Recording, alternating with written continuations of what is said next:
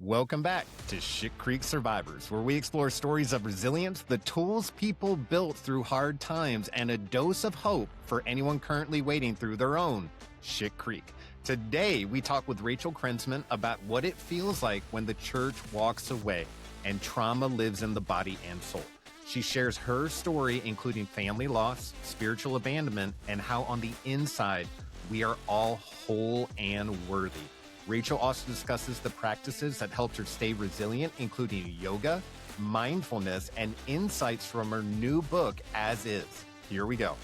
We just believe in sharing stories of resilience because I found out by even just going to AA meetings where I was first getting there, I'm like, I don't belong here. I'm not like you. But then I started hearing truths and I was like, oh, I can relate to that. Or, wow, that sounds similar to something I've done or thought, And I started kind of opening the door, if you will, and setting my ego aside. And when you set your ego aside, I found that you're way more open to absorbing information. You're way less sensitive to, oh, don't look at me that way, or I'm perfect the way I am. You know what I mean? You're just like, okay, I'm not perfect. Let's get to work, that sort of stuff. And so we believe in planting seeds whose shade we never plan to sit under, which is, I think, a cool way of saying, just basically scattering the seeds and hoping that they hit fertile ground, and we can't do much beyond that. So I guess we'll just kind of jump into it. Rachel, tell us a little bit about yourself.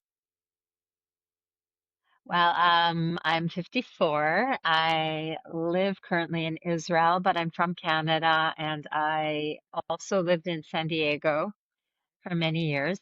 And I just wrote a memoir which kind of traces a little bit of that path from Canada to San Diego to Israel, which are very, very different places and very Yeah. different lifestyles. Um, and I guess the story behind it is really a story of life falling apart in certain ways and kind of going through a process, I would say, a process of self-discovery. I'm a physical therapist. I'm a yoga therapist now, and I'm a psychotherapist. I guess I'm Oh, a wow. therapist and a lot of therapists. Um, Primarily, my focus is working on people with pain. Um, Mostly back pain and musculoskeletal pain. But um, in my work, I discovered that a lot of pain is not really related to tissue damage or injury, but very emotional. And that's why I went on to study psychotherapy. So I kind of speak to my own experience, and I work with people who went through things that I did. And I just believe in the healing power of working with the body and mind together, not Yeah. separate. Yeah, I agree with that. I found that a lot of my good processing was done while either walking or even like working out or even doing it prior or just after, using it as a way to kind of like get that energy out. So I'm very interested in what you're doing. And you said that you help people with back issues, and I read that you actually had some back issues yourself. Is hmm that correct? That's Yeah. correct. I had a herniated disc, have a scoliosis, a small curve in my spine from the age of 16, which led, I guess, to the disc herniation at some point, um, which was another sort of changing moment in my life when I ended up kind of flat on the floor for a few weeks. Yeah. And I was actually a yoga teacher and a physical therapist at that point. And had to really make changes to the way I moved and to how I worked with my body. Hmm. And instead of being very competitive, being much more attentive and much more mindful and intelligent with movement.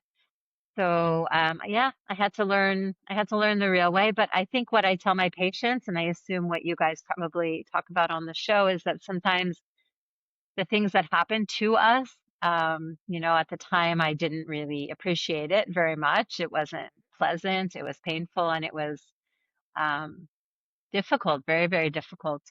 But it pushed me in a new direction. It pushed me in the direction of less pushing, less achieving, less competitiveness, and more compassion for myself and for my body. And I hope to teach people the same thing.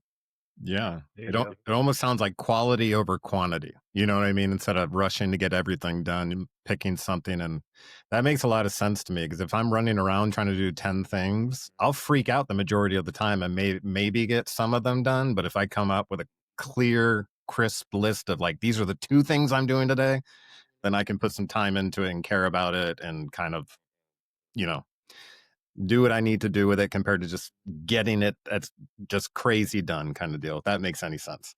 Now I do want to hear about if you're willing to share. I want to hear about Hmm. your father and that experience when you were young. I believe that your father was a rabbi in Montreal. Yeah, exactly. I was born and raised in Montreal. My father is from Connecticut, but he was a rabbi, and he moved to Montreal before we were born. So he worked in many congregations. He was somewhat of a public figure. He used to speak on the high holidays. He presented himself as a very upstanding, he was kind of a tough character, very true to the letter of the law. Mm, The Jewish law was very important to him. Yeah. yeah, yeah. And was that tough growing up with someone because a lot of us don't experience that, someone who's very bound to the book and very, rule stringent on that. How would you explain that to someone who didn't have that experience? Is it stifling or is it like freeing? Well, Is it? when you grow up with it, you don't know anything else. Mm, Right. So, so for me, I was born into it. I was raised doing all the holidays, doing all the rules. So it was truth. It was the truth for me, and that's all I knew. And then I was sent to a very religious school with all girls, um, who also, it was even more Orthodox than my family. So I was kind of, thrust into that. And that, when you grow up in it, that's the only thing you know. hmm. So I didn't consider it stifling. I thought it was the only way to be. It was sort of the right way to be, in Right. my mind. And then what happened happened. And what happened was there was a kind of a big trauma and a big shock when my father was arrested. We got a call that he was in jail. We had no idea why. And then we found out that he was busted for selling heroin to an undercover police officer, Oh, Oh, no. wow. which not only is it a criminal offense, but the crime of drugs and the crime of heroin, of all drugs, was just kind of mind blowing because I came from such a clean, very, we didn't even drink, we didn't smoke, we didn't do the basic stuff that was legal. So, um, hearing that, it was kind of shocking because my family had no idea. Hmm. And I kind of, in my book, in my memoir, go into understanding maybe what led to that understanding, the psychology of my family and how things Hmm. worked in my family and my culture. But what it did do was questioned everything that I believed in, because all of a sudden, this man who was so Right. adamant and so critical and so, strong about the rules and the laws and things that we should do and shouldn't do, was not Shattered. living what he preached.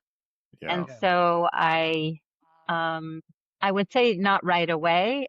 Initially, there was shock and, just kind of getting through the court dates and getting through him going to jail, which he did do. He served some time, and getting through all of the trauma that, the impact it had on my family.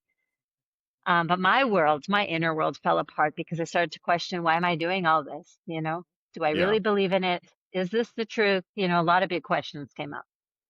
Yeah. So what did you do? Well, I was very disappointed I should say, by the community, which was I guess, my support system. We were only in the Jewish community because it was very insular. Hmm. And if you're very Orthodox, you don't end up being friends with people of different cultures, races, religions, because Yeah. there's a fear of being influenced.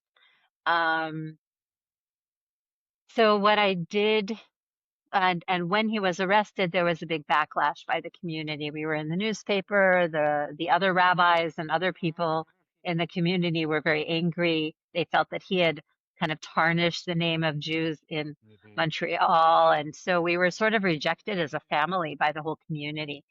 And so I thought, wow, it's interesting that we are taught to be, listen to God and be godly people. And yet the people that are following these rules were the most unkind and also a lot of gossip and just were very not compassionate.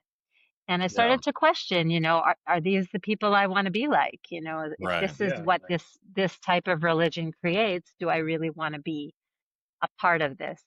And so I started to secretly on my own um, stray a little bit from the path.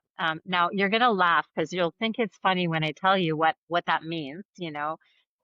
What was the worst thing I did? It was probably I ate a muffin at a coffee shop that wasn't kosher. Oh. Um, that was a big deal.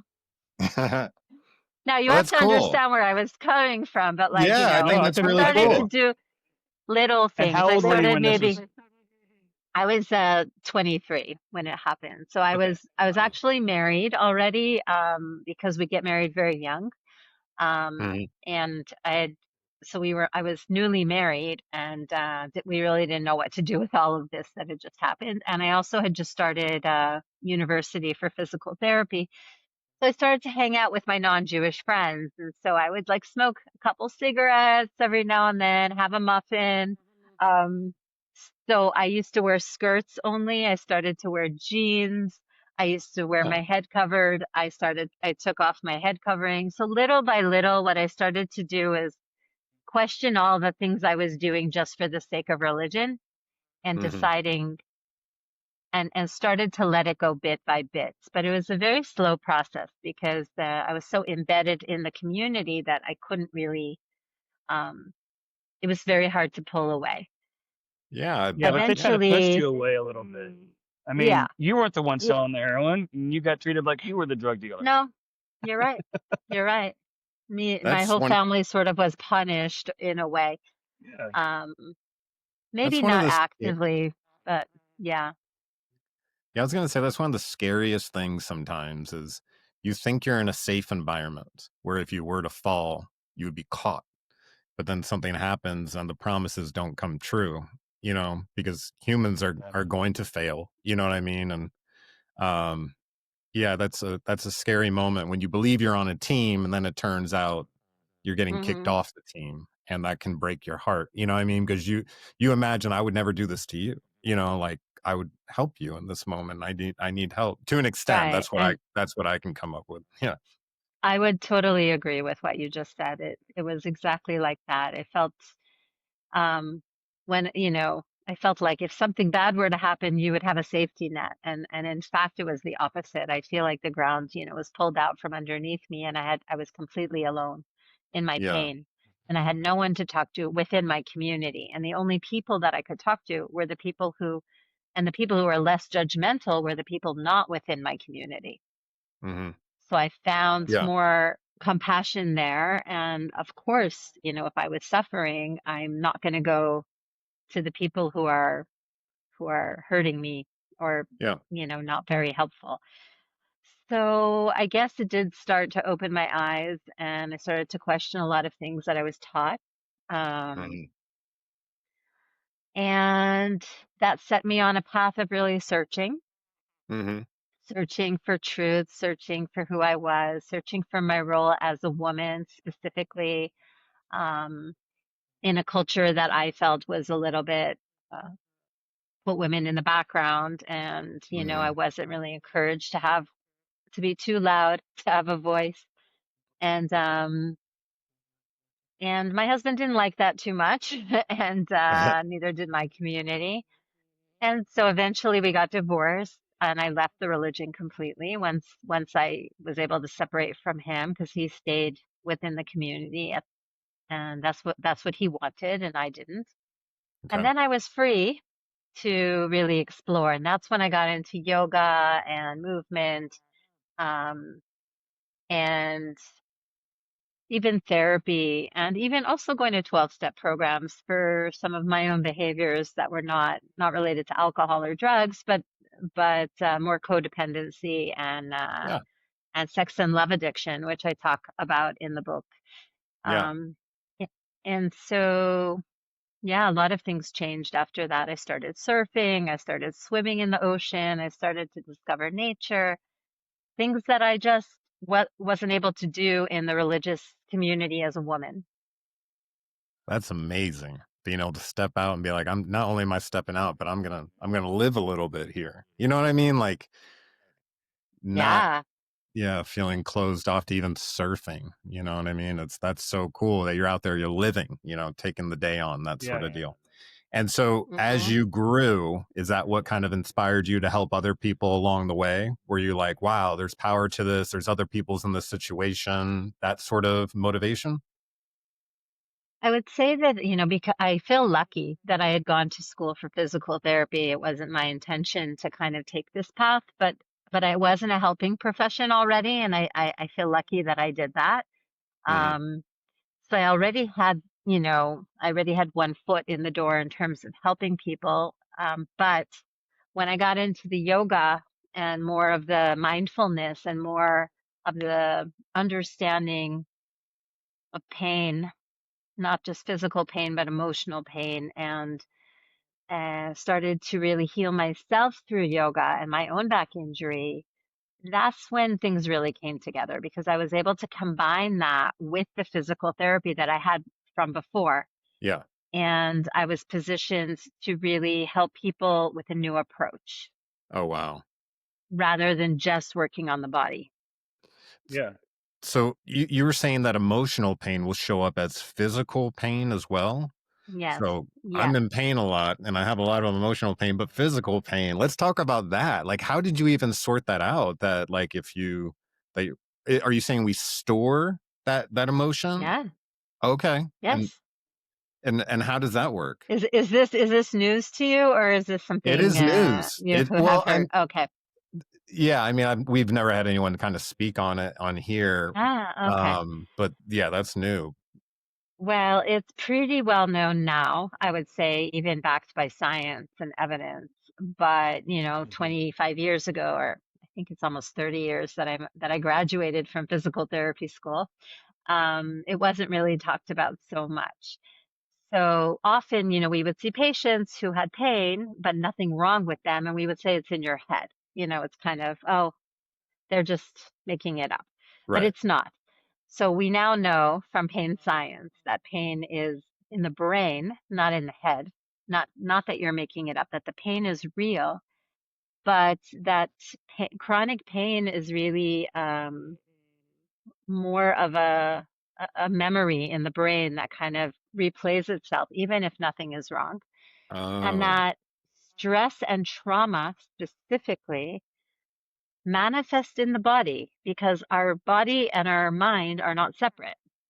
right. So I give you an example. You guys are both in the military. You were in the military, Dennis, and you're a police officer, right? Hmm. So let's say you're, in a situation where there's danger, right? There's someone firing or you have to be very like poised for action. Hmm. So we know in science that that causes the fight or flight response, which is what we call the sympathetic nervous system. The nervous system goes on alert, high alert. You guys are Yeah. familiar with that, maybe not the words, but the experience. Oh, And yeah, one of for the sure. things you have to do, right, is be very vigilant at that moment when things are, dangerous. So you're going to become you're going to start scanning your environment. You're going to become very aware, right? Well, the muscles that do that are the neck muscles, right? If you're going to Mm, become tense and tight and start looking around very carefully at everything that's moving or kind of, going yeah, around you, you're looking for danger. All of the tiny muscles of the neck are directly linked with that system of fight or flight. yeah, Similarly, if you have to fight, let's say you're being attacked by a bear or someone with a gun, then your muscles that are poised for running or fighting are going to become tense and tight because you need to be ready and on guard. yeah. So there are very specific muscles that are linked with the nervous system, and most of them have to do with the neck and the spine. They cause neck pain and back pain, for example. Okay. It makes sense, right? So Yeah. these muscles It does. it's hardwired into our nervous system. And so when we have these tight muscles or tense muscles, it can be from mental stress. It's not just now when you're at war or when you're in a dangerous situation, it's appropriate that these muscles are tight, but then as soon as it's done, they're supposed to relax, right? Right. But Well, if I continued feel exposure to it can, either in the yeah. memory, As a police in the officer, memory of it, yeah, like you said, yeah, that PTSD, too. kind of the memory of it. And Yeah. also, even if I didn't experience trauma, for example, um, if I perceive, if let's say I'm at work and I have a deadline and I have to meet a deadline and my boss is Hmm. on top of me and yelling at me and there's a lot of stress, um, the nervous system doesn't know the difference between being at war in, Afghanistan or Iraq, or that you have a deadline to meet, at your job. Yeah. The nervous system Right. just knows on or off. Right. So it's not just stress or danger, it's perceived stress or danger. Mm. So Right. you could be at a cocktail party and just feel really like unsafe for some reason if there's someone there that really triggers you, or, something is happening that reminds you of something. And whether you perceive that you're in danger or not, or you're in actual danger, the body responds the same. It doesn't Hmm. distinguish between real or not real danger. So basically, That's our a thoughts real good create point. tension in our body. I totally agree with that. Totally agree with that. And Yeah, and that's a really good way you said it too. And I want to remember that for future, because I remember one of our first comments in one of our earliest videos. And then she deleted the comment right afterwards, but it always stuck with me because she said something about how she had just got diagnosed with PTSD and didn't feel like she deserved it because she wasn't a police officer and she didn't go to war. And I wanted to respond to her so quickly. I had something to do. I ran and did it, came back, and the comment was gone. So I'm trying to always remind people not to compare your trauma stories to our trauma stories or anybody else's trauma stories. And the way you just said it makes it perfect. Like your sympathetic nervous system is going to have reactions to these outliers of stress, whether they're perceived or real, whether they're police or military related, or whether they're high stress work environment related. You're going to have these same biological, physical reactions. So acknowledge it and address it and talk to it and find your paddle to help get you through these moments. So thank you very much for saying it that way. You clarified it really well for myself, even. I found that You're welcome. happens like with my emotions. So if I get triggered, not only am I getting stressed like physically and like looking around, but now I'm imagining scenarios that could go down where I have to take action.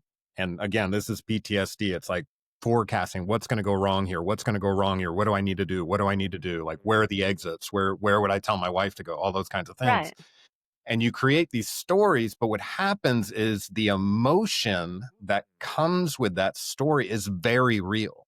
Like I can totally understand what you're saying. Like your brain doesn't understand the difference between the imaginary one you just put together, and because that's where you're living in the majority of the time. You're trying to forecast, trying to stay safe, and yeah, and then you just wear yourself out, and especially initially, I think that's where you see a lot of people get triggered and then they take action that maybe they shouldn't, is because so much is going on so fast and no one really understands that until they kind of like sit with whatever they've been through in a certain amount of ways. But I don't know, that's just very Talking to interesting, them. Well, you the create. first step, I think, is to understand that, like you said, Dennis, that it's valid and that the same centers of the brain fire when I really am in stress and trauma or when I think about it. It doesn't really matter what's happening.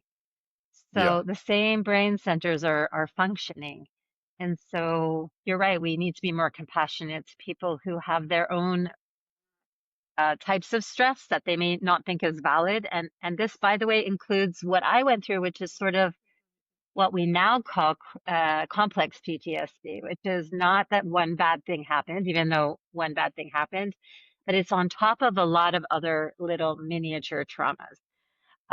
And that can be just family stuff. It doesn't have to be, a war. or something, very dramatic. It can be lots of little things where you're bullied in, school. And then when you're older, somebody puts you down, and then, all kinds of things build up. But the Yeah. brain is the same and the responses are the same. And so it's really important that people understand that about trauma, and they understand that the body does hold it, and pain is one effect of trauma. It's not the only. There are many, obviously, many other effects that are emotional. And the reason that people go to substances often is because the pain or the distress is so bad that the substances calm that the nerves. They calm Mhm. it, and the disturbing feelings you're having are so bad that you're like, I don't care what happens in the future. I just want to feel better right now. Right. It's Nailed it. almost like it's a cure. It's almost like it's a cure for yourself and not actually a substance abuse. Yeah, it Yeah, is. Well, we're trying to we're That's why we trying call it to self self-medicating. we're trying to Yeah. self-soothe. It's Hmm. like a baby, putting a pacifier in a baby's mouth. It's just soothing. The problem is that these behaviors become problematic in themselves. yep. But if we Absolutely. understand that, then we understand that we can't really judge anyone for Mhm. their Right. choices. Um, because some addictions are socially acceptable and others are not. Yep. And, Yeah. like overworking is socially acceptable, but it's an addiction, just the same Yep. as alcohol or drugs, in my mind. Yeah. I agree with you 100%. Yeah. It's whatever's giving you that dopamine, that feeling, that Hmm. that push. Yeah. Totally agree with that. So when someone is going, so when someone comes to you and they're experiencing pain that may be attached to, emotional pain, what's like a beginning sort of action or session you would do with them to kind of open the door? Is there anything like that? Yeah, will really depend on where they are at, because some Right. people will come with like, I don't want to talk about anything. I just want you to fix my my body. Yeah. So I work with people where they are. Hmm. Okay, that's super important. Yeah. But always coming from the place of, being open to what comes up. And I just really listen to Hmm. what they say. Um, because in the listening, you'll hear more about the story, and the story usually, carries more than just the physical. I always ask permission if it's okay if today I actually did that. I said, can I tell you something I'm noticing that you keep saying over and over again to one of my patients? So I would not, I don't like to tell people, oh, you're doing this because blah, blah, blah. Right. I don't want to, all I can say is what I notice or what I observe. But Right. this comes after many, many years of learning how to listen deeply, learning how to be present with people. Hmm. Um, and I would say that the first step, like you're asking, is really the awareness, just like everything else, right? It's just Yeah. to say, I didn't know I was doing this. Maybe this is something that's happening. Yeah. Um, and having a conversation about it, Hmm. and me not telling them, because I can't assume to know what someone else is going through, but to suggest, this is what I see, this is what I notice. How do they feel about that? Yeah. Right? Yeah. That's good Let them come therapy. to their own conclusion. Yeah, I found through therapy, it's helped me a lot. And initially, I think I was so scared to go into it. I didn't want to be told what I was doing wrong. I didn't want to be told this. And that didn't happen, because I had a good therapist. She just listened. At first, it was a ministry of presence. Then it was like whatever I was willing to slice off. And then once I knew I was safe doing that, I was willing to slice a little bit more off. And then it just kind of went. But she's never telling me, you should go left or you should go right. It's more like, why would you go left or why would you go right, like kind of just deepening the thought pattern or the process. So it's very, very helpful. Thank you for what you do, and the fact that you do it as well as doing the physical stuff. Oh my gosh, like we need to duplicate you and put you in every city Yeah, because it's a lot of years of studying. yeah, I bet. It's a And then a lot of degrees. yeah, but they all seem to come together, which is amazing. Yeah, You're able to kind of yeah. push them all together. So tell us about the new book that you put out, and why did you put out a new book? So I wrote two books already on back pain and yoga. Hmm. And then after I finished writing my professional books, I knew kind of deep down that this book that I just put out and published was really the book that I wanted to write next. Okay. And this book is not a professional book in terms of instructional or, academic in any way. It's a very personal story, and it's the story of, it starts with the arrest of my father, um, how my family reacted to it, which was also very, very dysfunctional. And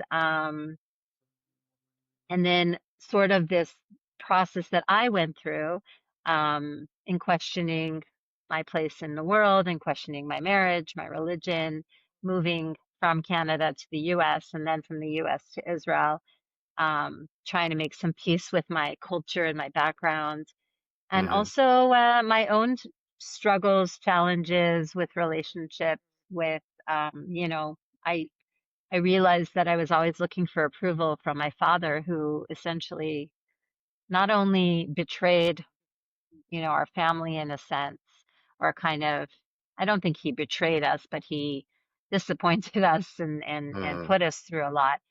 I know now that he was suffering too, and he was going through his own process, Yeah. Yeah. but at the same time, it affected me in the sense that he rejected me at one point when I went to visit him in jail. He told me he never wanted to see me again when I was trying to help and I was trying to communicate. And I think that was a bigger trauma than him going to jail, to be honest. Hmm. Hmm. Um, because I Did he opened say it up. like out of embarrassment, or was he saying like because what you were doing? I Like, asked for an explanation. I asked for the truth. I okay, asked for something more real. He never apologized for what he did. He never took account. He did never took any accountability for the pain it caused me and the pain it caused my family. Hmm. He okay, never said anything about it. He just kind of pretended like it didn't happen, and we would sit and talk about nothing. Like I would visit him in jail. I was like a young girl who had never been to a jail before in my life, from a Yeah. very upper middle class neighborhood. And I was, you know, sitting in jail with a bunch of, people that I never thought I would be in the same room with, all kinds of Yeah. bikers, all kinds of gang members. And I'm this little kind of girl from private school sitting there across from my rabbi father, and he wouldn't tell me anything at all. And it wasn't just to tell me what he did, it was just to open up and be real. He wasn't, he yeah. wasn't capable. And so I asked for more. I asked for, for him to be real with me. And he basically just told me that he never wants to see me again. So what I Oh, wow. learned in that moment was that if I ask for what I need, which was very, I think, reasonable, or if I'm vulnerable, then I will be rejected. And that was a deep belief system that Hmm. um, I learned, that shaped my life, shaped all Yeah. my choices, my behaviors, as well as the lots of opinions I had about men, actually, and their lack of compassion, or that they, I believed that men didn't have feelings because my dad didn't show any feelings. There's Right. a lot of things that I had to unlearn. So it set me off, obviously, on a path in finding yoga, and that's what I write about in the book. Hmm. And through yoga specifically, I feel like it gave me a way of feeling okay that was healthy, and helped Yeah. me Very connect good. to something deeper inside myself other than my story of what happened to me, or, Right. behaviors. It just kind of brought me back to a more centered place. It didn't last very often. It was fleeting, but it was there. Yeah. But the more you practice, the more it kind of sticks. Hmm. And then I realized that this is something everyone needs, I think, and Yeah. started to work Agreed. on teaching and combining it with physical therapy. And I opened a clinic that combined physical therapy and yoga in San Diego, California. Hmm. Um, and it's not that I was cured, I think I was still going through my own process. But the book Yeah. really traces the whole journey from this arrest, this rejection, um, into kind of abandoning my religion, being free in California, trying all kinds of things, which you can do in Yeah. California because it's very liberal. Yeah. And then, eventually making a decision to move to Israel, and just the process of growth and transformation. That's what this book is about. Are you revisiting your faith back in Israel at all? Part of why I came here was to be near I have a brother and sister who moved here. Oh, But cool. I think a part of it was to reconnect to my culture because I had sort of rejected everything, which is Hmm. Yeah. also not so healthy. It was also the good and the Right. bad that I had just like walked walked away from. And I do believe I was trying to find some peace with it. How can I be Jewish? How can I be, I was so immersed in the culture until Yeah. from the age of 0 to 27 that it's such Yeah. a part of me. And then I just left it and something felt empty. So I was trying to figure out a way to reconcile that. I do believe that's why I came here. I'm not religious. I never went back to the religion, but I'm hoping, and I think I did find a place where I'm peaceful with it and that I That's don't awesome. judge other people Well, for what yoga is they pretty decide. spiritual in itself. Yeah, I much more connect to that as a path of spirituality, and it works for me. But I also feel like I've, you know, um, made some peace with my culture and my religion as well. Good. You find that balance. It's Hmm. funny. I think for a long time in life, we're told who we are. You are this person and you act this way and this is what you wear and this is what you don't and you are told who you are. And until you kind of break out into the world and figure out really who you are, not who you're told you're supposed to be, and you kind of like live authentically to yourself, you start finding a little bit of peace. Another thing I heard you say is, just those moments where you're able to use yoga. I use meditation. And again, it's a fleeting bit, but if I meditate and I stay on it and my routine's right, there's peace to be found in that, just connecting with your Yeah. body. I do like body scans, grounding, that sort of stuff. And it really helps with my PTSD because it's more about being here, right now, compared to letting myself go to the past or project to the history. So that's a funny way to think of it. But if you're always pinging back and forth, just being able to sit in one spot for a little bit and just have a moment is super freeing, super freeing. That's super, super But cool. that's yoga. That's yoga, by the way. Yeah. And I don't think yoga itself, like all the postures and all the movements, are for everyone. But I do believe that most traditions, like Buddhism and yogic traditions and Eastern traditions, they Yeah. all lead to the same place. So anything that's based in being present, being mindful, and Yeah. Inner peace. yeah, It's whatever all works of for it. you. Exactly. And it can even be prayer, can be another way. Absolutely. Hmm. Absolutely. And Lots of it's, different paddles.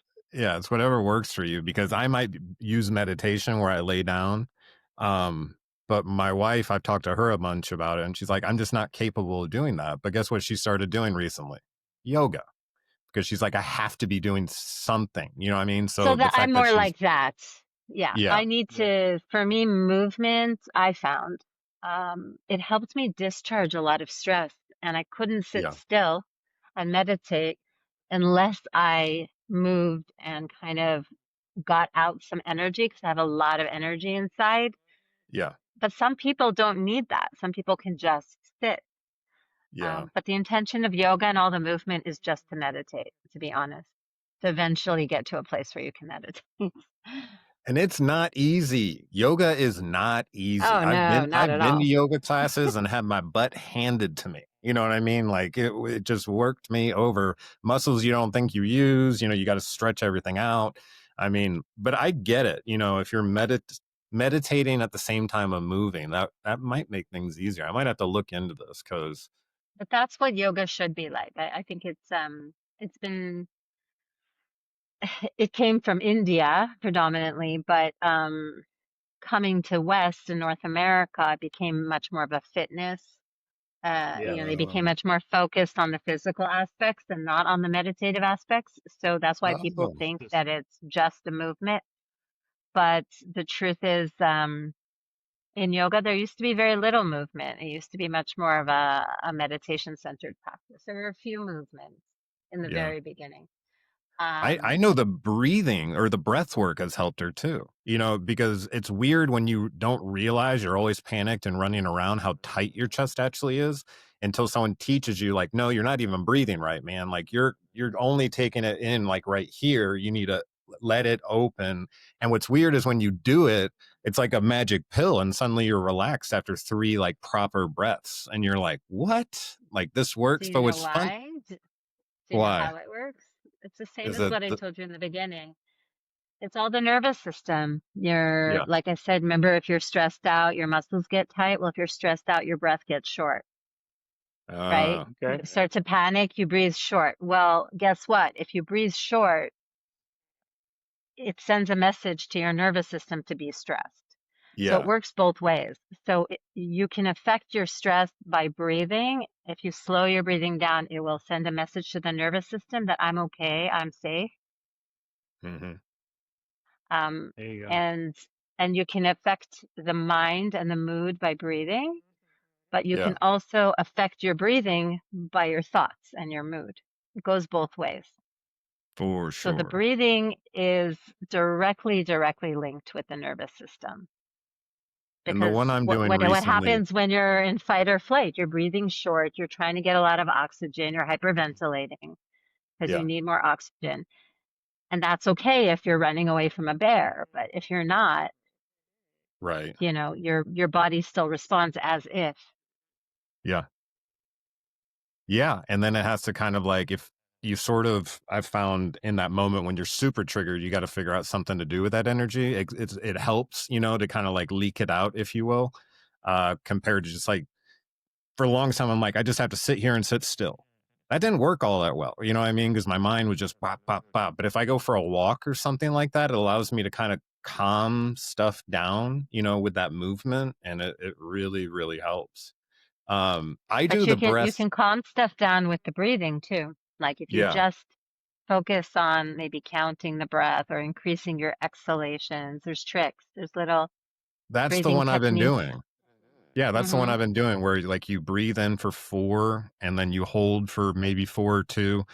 But it's more important that you breathe out longer than your inhale. And by doing that, it actually triggers the sympathetic nervous system.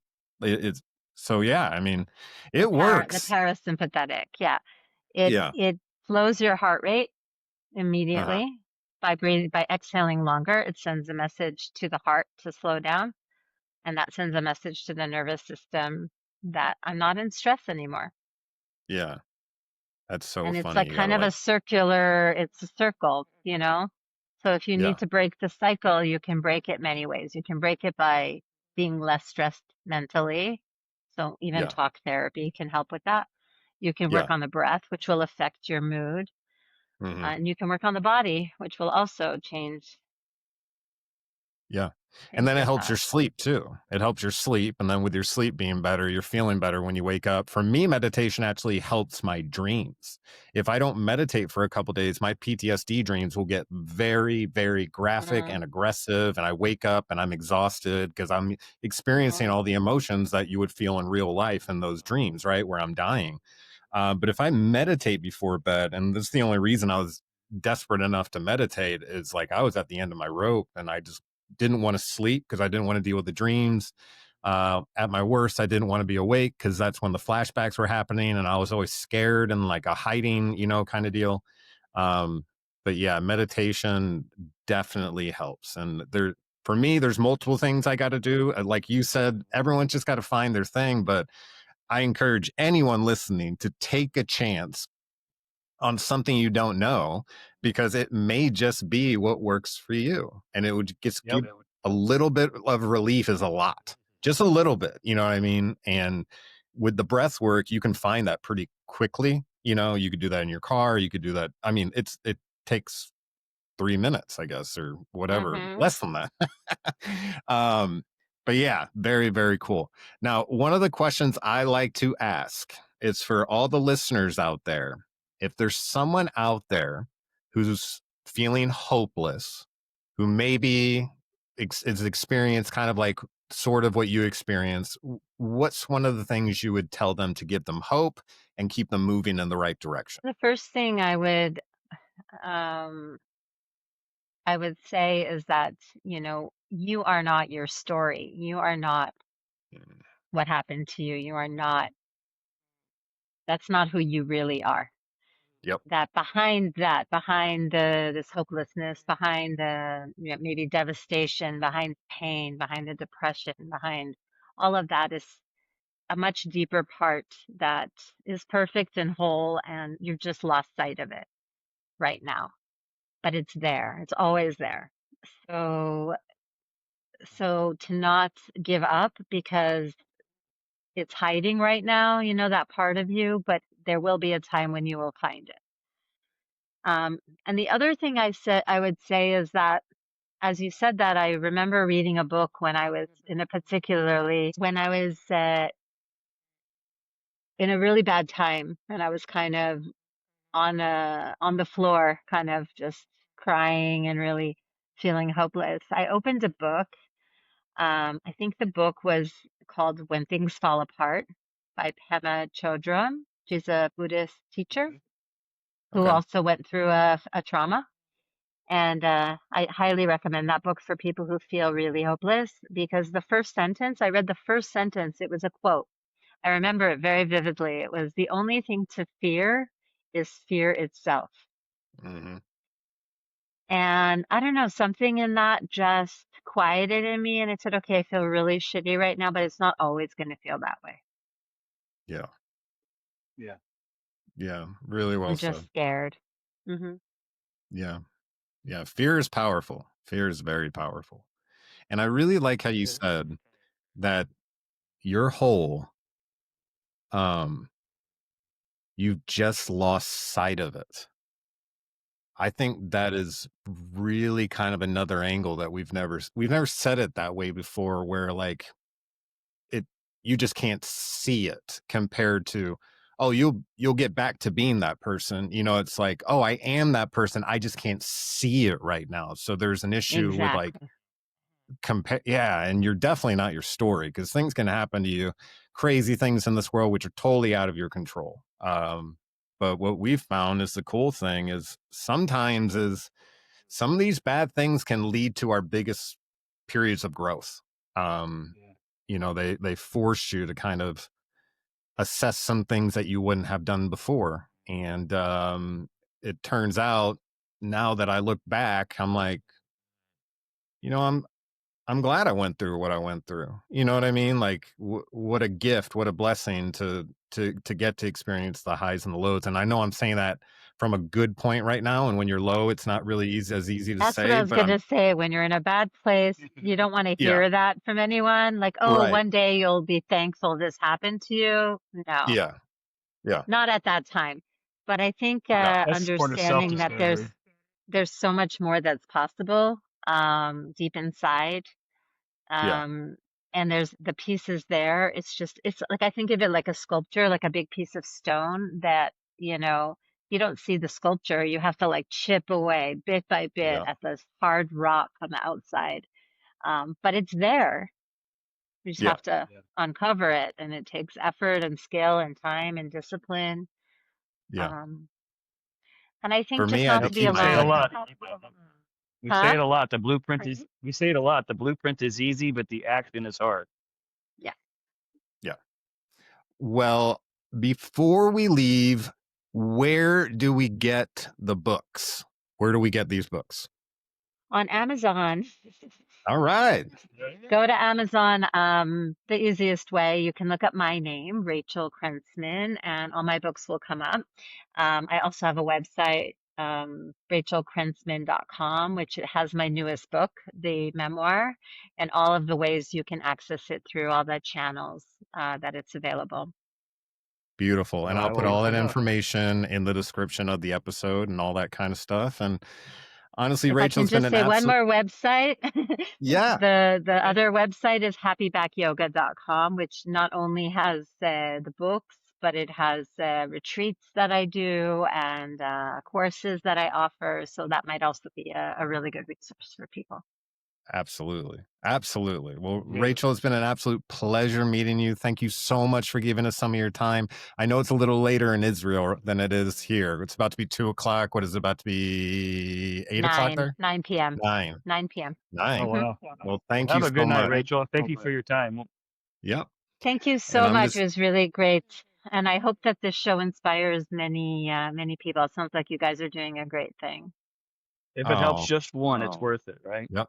Just one. And if you liked it, Totally. pass it on. If this episode gave you hope, like, subscribe, share. Remember, you are not your circumstances, and on the inside, you are whole and healing is possible. Check out Rachel's new book, As Is, to hear more about her story. This is Shit Creek Survivors, bringing you resilience, tools for healing, and hope, especially for those navigating their own shit creek.